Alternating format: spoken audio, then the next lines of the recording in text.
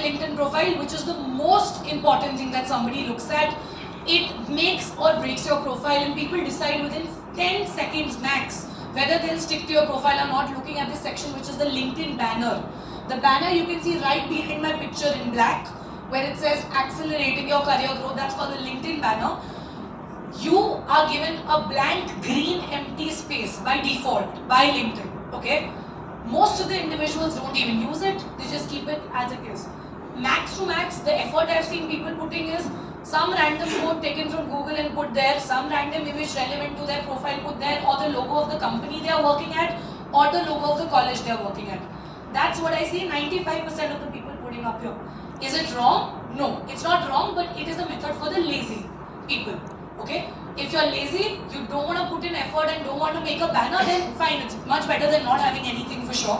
But if you genuinely want to be able to leverage your LinkedIn profile the right way, then it's best to actually have a customized LinkedIn banner.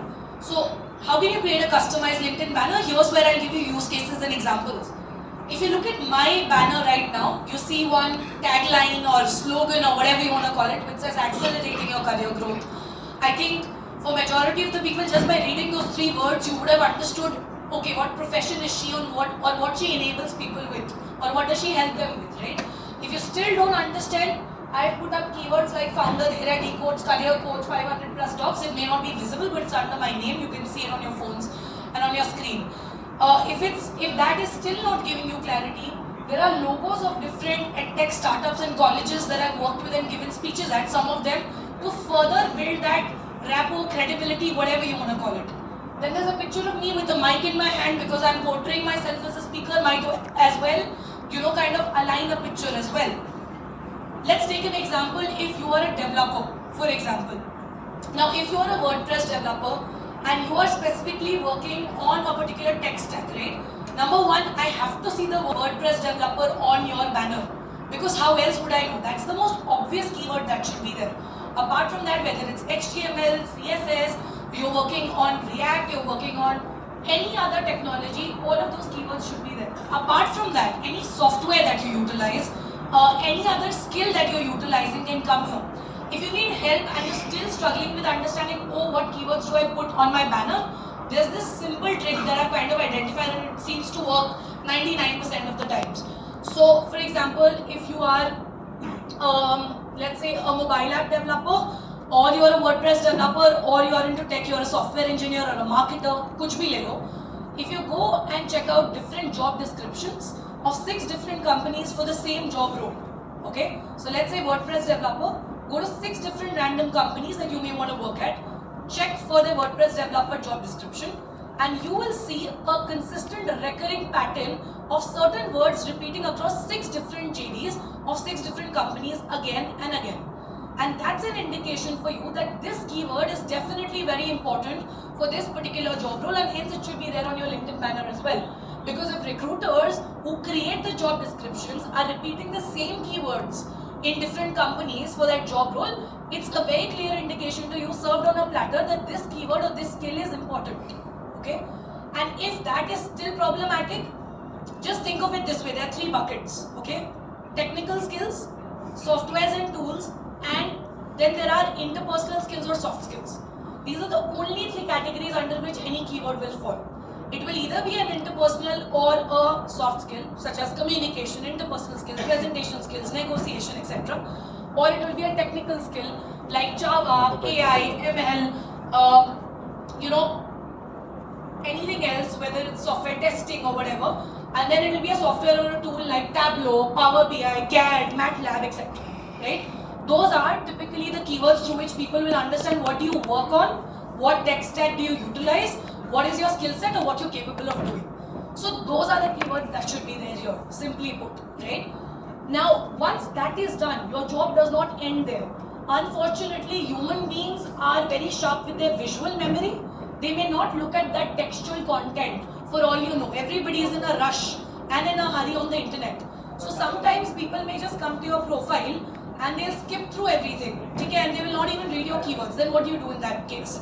And like I told you, we just have 5 to 10 seconds to get their attention, because they will decide in 5 to 10 seconds whether they want to go ahead and check your entire profile or not. That's where images come into picture. You also should be using images relevant to these keywords that you have put up on your banner. Why? Because when you put up images relevant to the banner, not for each keyword, but for some of them, again, in just 2 seconds, a person will at least visually stop at the image and look at it and make sense out of it. Oh, this person's in data science, or this person's into working on Java as a technology, or this person is working as a marketer. When you use relevant imagery, so you should ideally find copyright-free images relevant to certain keywords and put up those images there as well. Using your own picture is completely a personal choice. You can skip it or you can use it. If you're using your own picture, make sure it's on the right hand side and does not clash with your display picture, and it's different from the display picture. That's it. So I'll summarize this again. Your banner should essentially answer 3 questions for people. Who are you? What do you do? How do you help people? Simple. So who are you? What do you do? And how do you help people can also be paraphrased as what is your skill set? What do you have to offer? As long as I look at it in 2 seconds and I get the answer to all the 3 questions, that means your banner is good to go. It's sorted, right? If the answer to any of the questions is a little blah, then you have to work on it still, right? That's about it. So we covered the display picture and the banner. Now what I'm going to do is I'm going to highlight this section for you guys so that it's easier. So give me a... Yeah. Perfect. So this entire section that you see that I've highlighted in blue, that's called headline, right? Now your headline on LinkedIn is a place wherein search engine optimization is very heavy.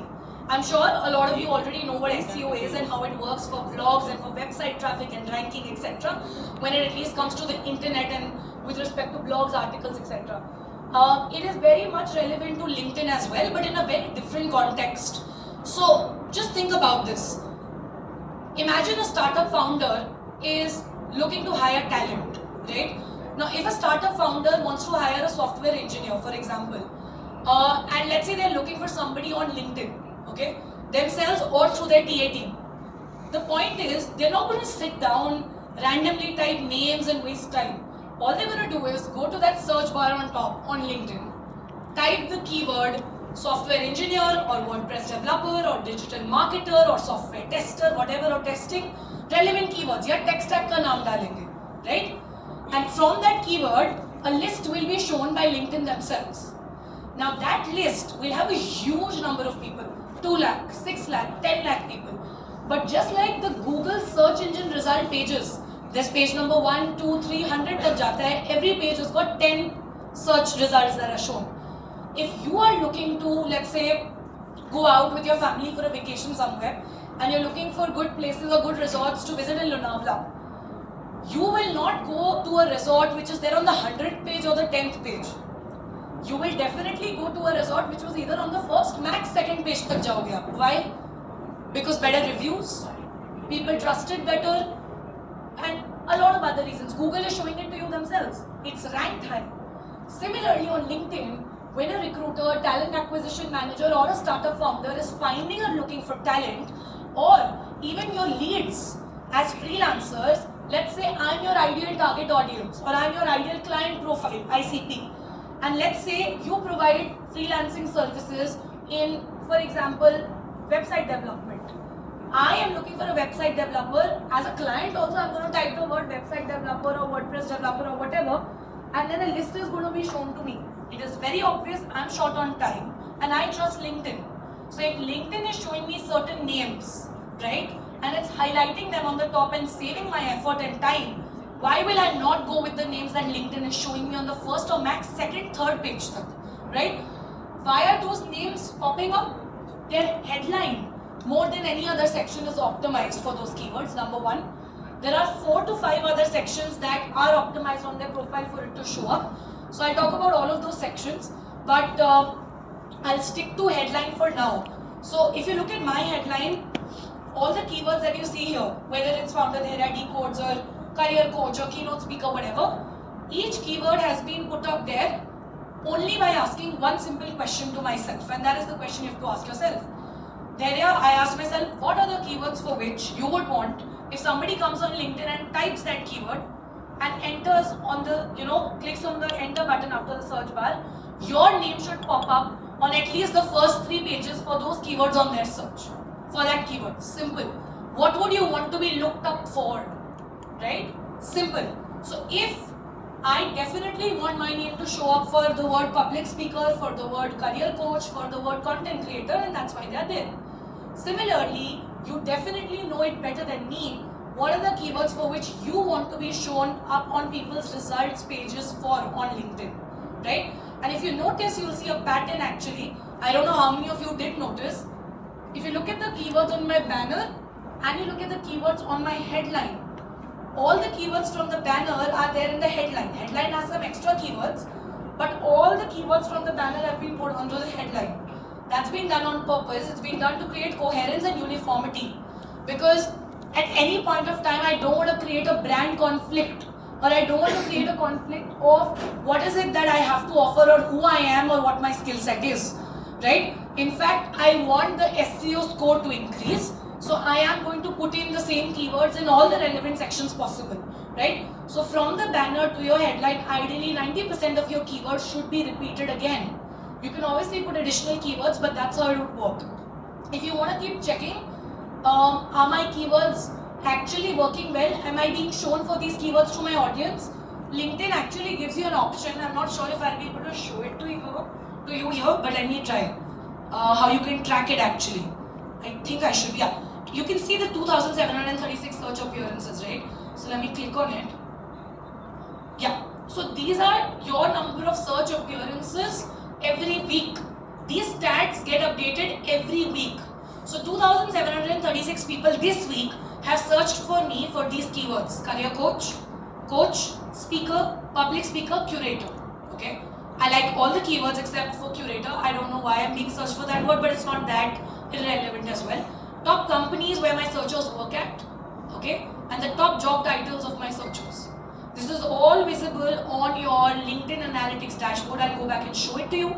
So if you keep tracking it every week, you can keep knowing your progress. Here on the Analytics section, you can see the number of people who have viewed your profile, right?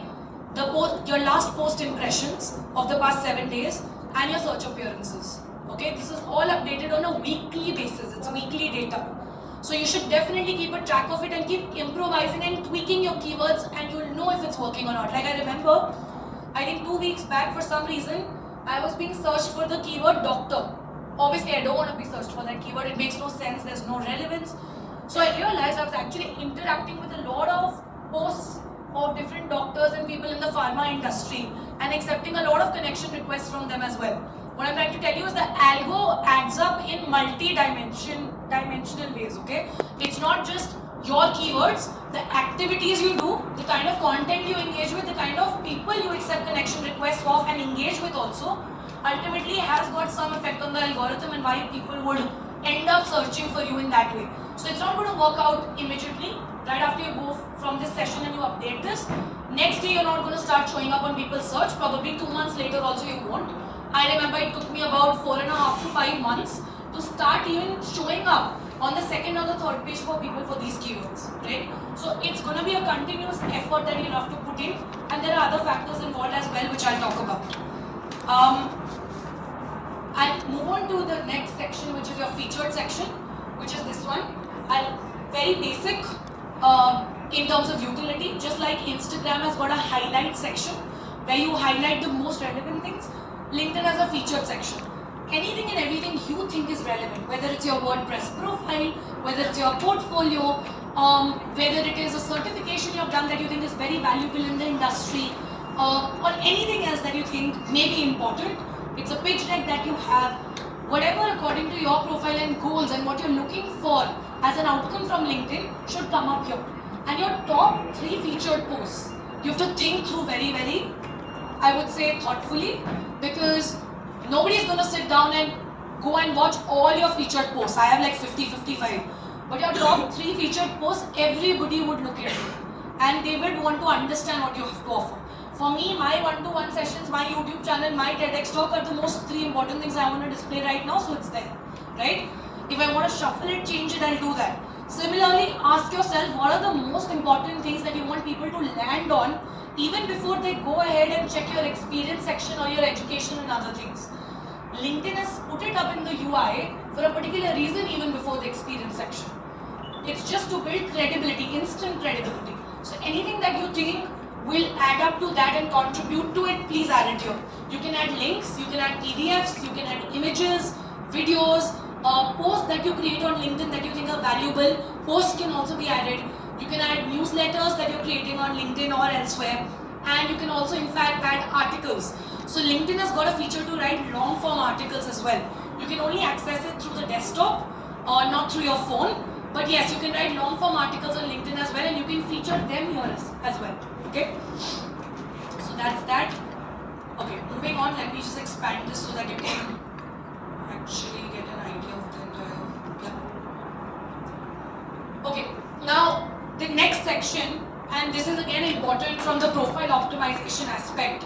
So I did tell you that I repeated the keywords from my banner onto my headline, right? There was a coherence.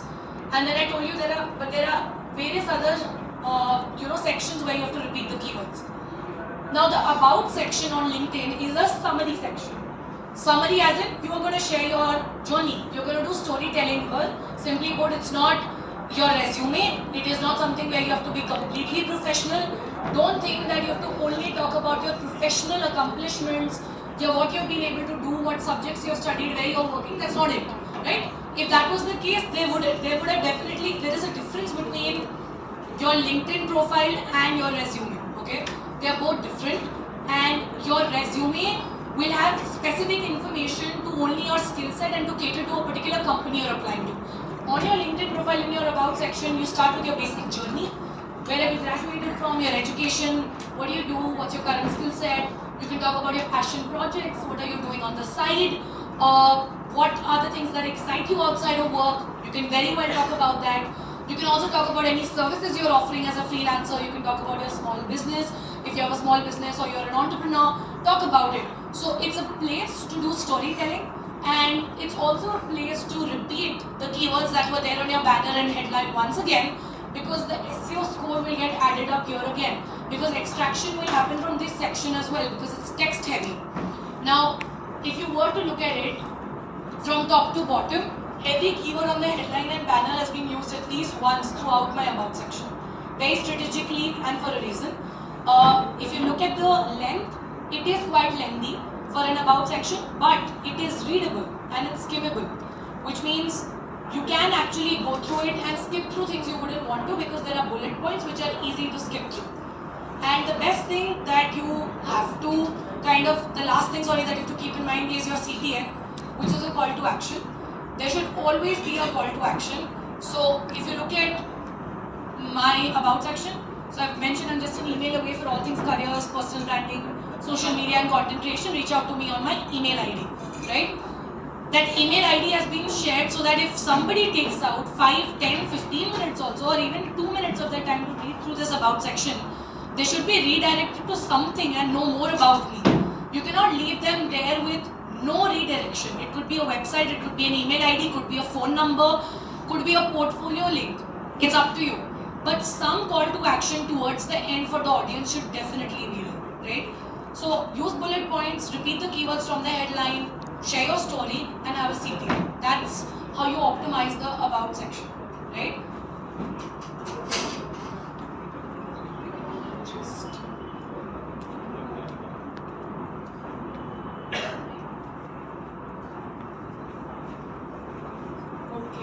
Experience, I'll not spend a lot of time on this section. When it comes to experience, so typically if there are, yeah, please, you have a question. What skills, sorry? No, that is something I think that you can add as an additional thing in your intro, but you have a separate skill section as well. So top skills is something that LinkedIn has introduced recently. You can add it in your intro section if you want to highlight your top skills right there, but there is a separate skill section where you can add up to 50 skills. So they are both slightly different. I haven't added any top skills, that's why you were not able to see it on my profile, right? But you can definitely add them if you want. That's probably an update that they did about 2-3 months ago. That is also the keyword like Yeah, the keywords. So in top skills, all your 5 skills that you want to be known for. That. Okay. Experience section, especially for founders and freelancers, or people who are doing their own thing. See, irrespective of what you're doing, whether you're working for a company or you've built your own company or you're freelancing with multiple clients, all of it will come here, right? Unless there are certain specific freelancing projects, then there's a specific project section on LinkedIn which I'll come to. You could update things there, but ideally all kinds of experiences would come here. If you're a student, I'm not sure if we have students here, but if you're a student, your college clubs, chapters, societies and cultural activities that you do in college will not be added here. That won't be considered as an experience. That will come under a section called volunteer experience. So I'll come to that section. So your full-time jobs, part-time jobs, internships, any kind of campus ambassador programs, freelance work and entrepreneurial experience. All of those categories fall here, okay, under this section. When you're adding it, the only thing that I'd like to say for this section is there is something called description for each experience that you add, okay? So these lines that I've added and everything, those are the descriptions, okay, for each experience. So it's explaining what I did there, what was I involved in, what was I working on, etc. Don't just add the name of the company or the internship place where you did an internship and leave it there with the duration. It's very important to also talk about what were you actually creating in terms of an impact. What impact did you create? What achievements did you have either for the company or for the company's clients? How did you make their life easier basically? Don't focus on the responsibilities, rather focus on the results, right? And even as a founder, rather than talking a lot about your products or services or what the startup is all about, again, it's better to talk about what impact as a founder have you been able to create in your customers or your clients' lives, right? That's essentially what you can use this space for. That's about the experience section. With that, I'll quickly move on to education is something which is self-explanatory again, so I'm not getting into that section. In terms of licenses and certifications, again, I mean, these are all your certifications and courses that you do online or offline from different platforms, and you can add as many as you want to and whatever you think is suitable, but I have just one disclaimer here. Don't concentrate on the quantity, rather concentrate on the quality of certifications. Second thing, please highlight only those certifications that you're extremely confident about, right? Which means, and by confident, I don't mean you feel like you're a pro and you understand everything in that particular subject. But moreover, after doing that certification, have you felt either of these 3 or 4 things that, oh, after doing this certification, maybe I can build a real-time project. After doing this certification, I can try and get an internship or a job or build something of my own or create a product, right? Or create a website or develop something. So if it's not an outcome-driven or an application-oriented certification or course, I genuinely don't think it should be added here, because students especially ask this question a lot, that should we add every other certification or course we do, and the answer is simply put no. Only the ones that you think will add value and are aligned with your current career path or the career path you wish to pursue should be added here, and the rest can be skipped. Yes, please.